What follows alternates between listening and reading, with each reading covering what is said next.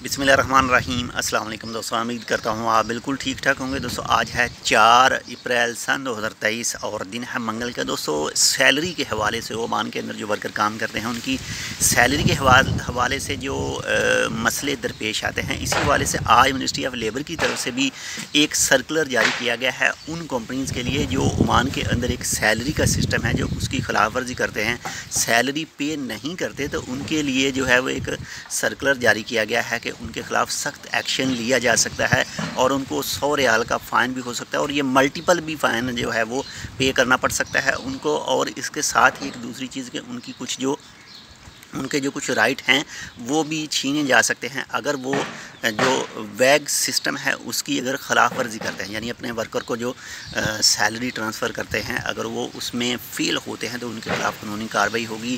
Fine वगैरह और कुछ दूसरी सहूलियत हैं वो भी उनसे मुनक़ता की जा सकती हैं कंपनियों के हवाले से।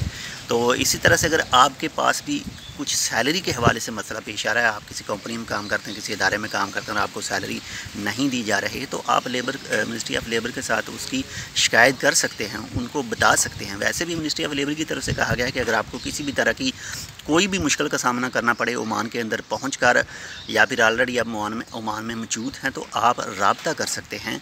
और इसके बाद में मिनिस्ट्री ऑफ लेबर और आप और आपका जो भी इदारा होगा, कंपनी होगी, उनको आपस में मामला तय करने के लिए कहा जाएगा।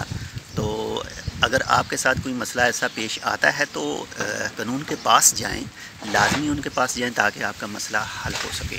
बाकी आप इसके हवाले से क्या कहते हैं ज़रूर कमेंट करके बताइएगा। बाकी अगर आपकी सैलरी अभी तक नहीं मिली तो फौरी तौर पर जो है वो शिकायत दर्ज कराइए ताकि आपका जो मसला है वो हल हो सके। तो मिलते हैं इंशाल्लाह आपसे दूसरी अपडेट के साथ। अगर चैनल सब्सक्राइब नहीं किया टेक विद उर्दू को तो आप इसको सब्सक्राइब कर सकते हैं। अल्लाह हाफ़िज़।